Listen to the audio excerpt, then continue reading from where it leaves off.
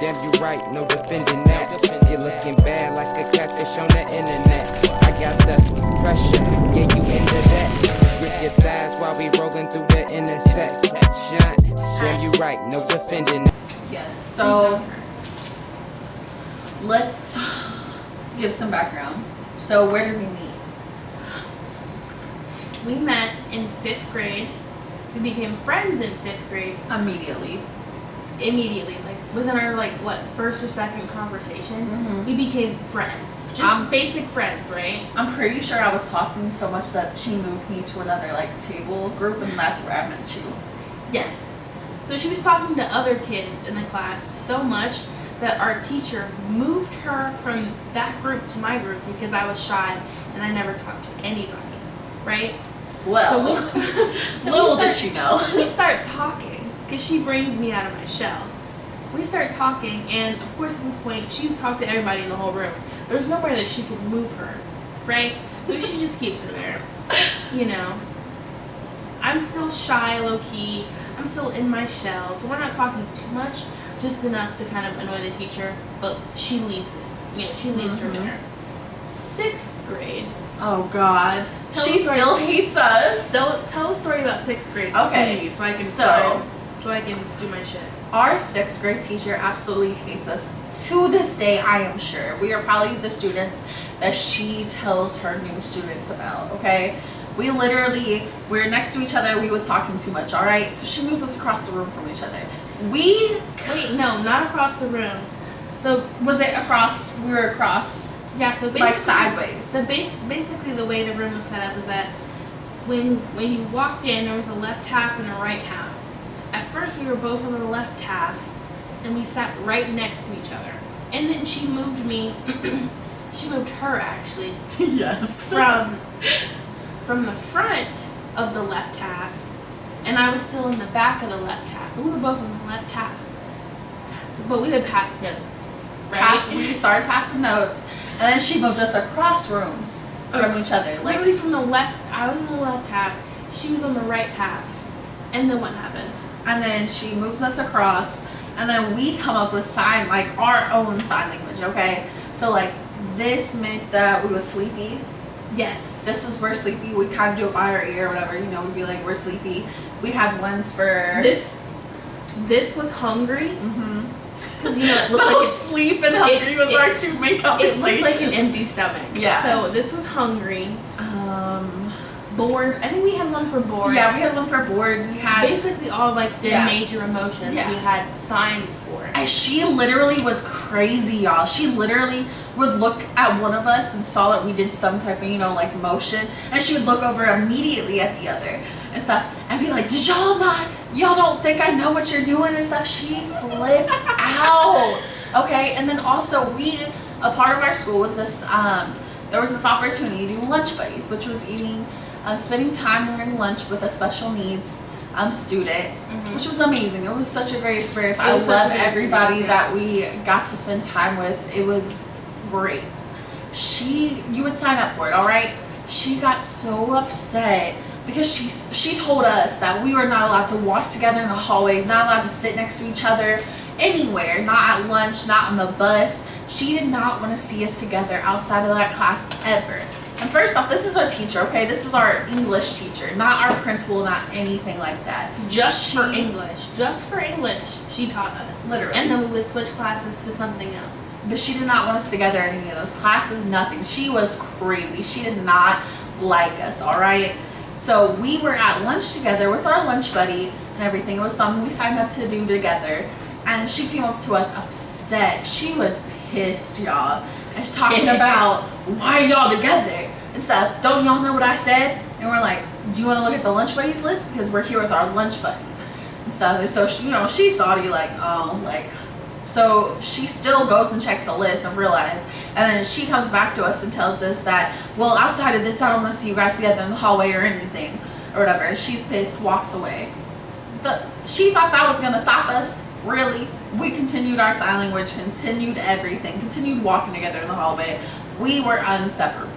It was not going to happen. And to this day, Miss Sackenheim Mrs. Sackenheim. So the fact that she had such a hatred for us. Well, we're in 6th grade, y'all. That means we're how old? I was 11, probably, and you were 12. Yeah. Children, and she hated us.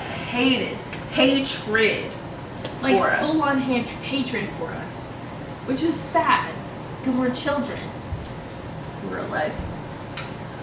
But that's where we started off, y'all. And then, what was your first job? Oh, my first job. I worked at McDonald's.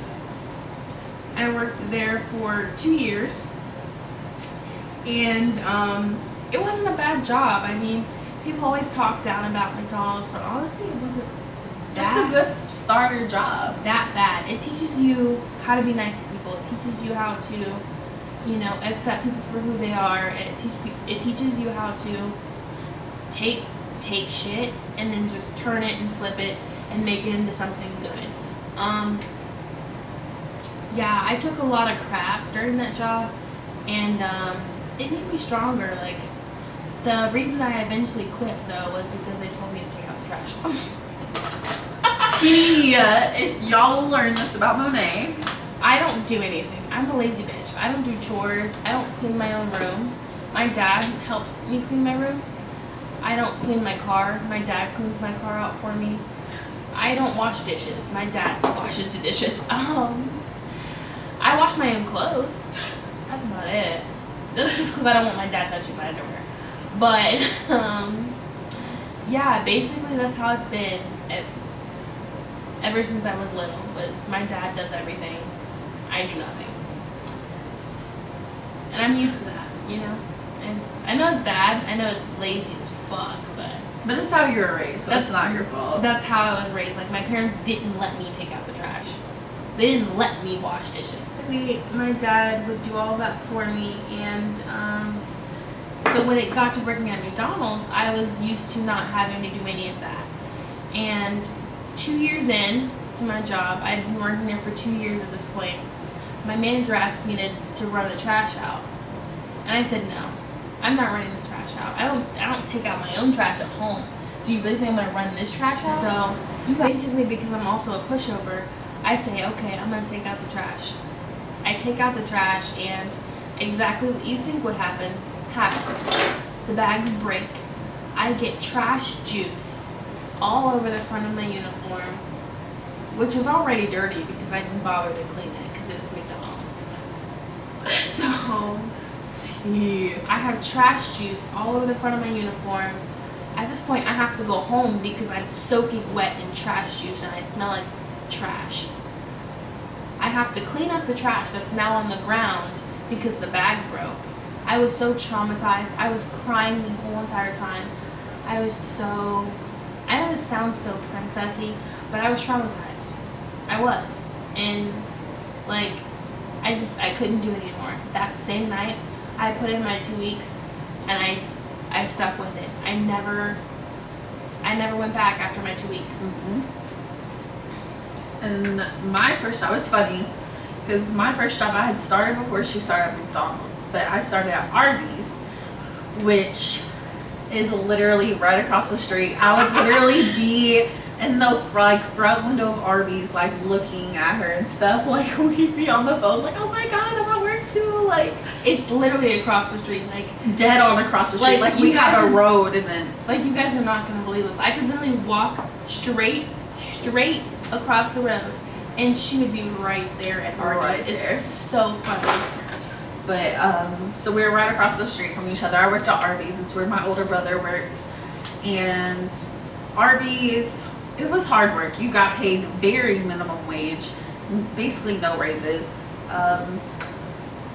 But I love the people that I worked with. It was a good first job. I believe everybody should work in fast food. At least once. Yes, at least once in your life. So that way you know not to be an asshat to everybody. And stuff. It really teaches you something. It is a lot of hard work. A lot of times we're understaffed. A lot of times we're doing stuff that, multiple jobs at once. So yes, I'm sorry if your food is late. I'm sorry if you're having to wait in line. When I go to fast food, I know I don't want to wait in line, but it's what happens. It is what it is. Turn on some music, chat to whoever, talk to somebody on the phone. It is what it is. You're going through a fast food line. But Arby's was not a bad first job, but it's where I started off. I used to take out the trash and stuff all the time. I've had unknown liquid spill on me, and it's disgusting. It really is. Oh, So it's she terrible. gets it. She gets what I meant. Yes. When like if you've never taken trash out and then you get a bunch of trash juice on you. Trash juice. That's what it is. It's Of not course even you like wanna quit. juice at that point. Like, Just saying, before you judge me, take out some trash and get some trash juice on you, and then you'll know. yeah. When she first told me, I was like, She was like, "You fucking princess." literally, I was like, Monet, like, come on, like, go to my house right now. You're gonna have to take trash out. But I love that. This is the 39A palette Guys, it's beautiful. from Morphe. It's discontinued now because it was a limited edition palette. But basically, I'm using this quadrant right here. It's this color story, kind of the cranberry sunset vibe. Literally, those are beautiful. So much. What are you doing? Free your body, your mind. Yo, when I'm on the mic, you would think I've seen the other side, cause one would have to know death just to look this alive, right? I thrive cause everything that I write comes from inside. Every line there's a little piece of my life. My light illuminates stages by designing to deny my own drive. That's basically suicide, right? So you decide if you wanna sit in your corner pondering what could have been, collecting dust that you'll become. I decided what was best for me, seen the table set for me, seen the empty plates and started cooking up the recipe. My progression nothing less than manifest destiny. Achieve till nothing left of me, only then can I rest in peace. Especially with all these people standing next to me, each of them saying that they willing to hold their breath for me. If this isn't meant for me, I'll get it in the next life. But something in my chest is telling me it's just right. Yo, free your body and your mind. Hey, free your body and your mind. Oh, free your body and your mind.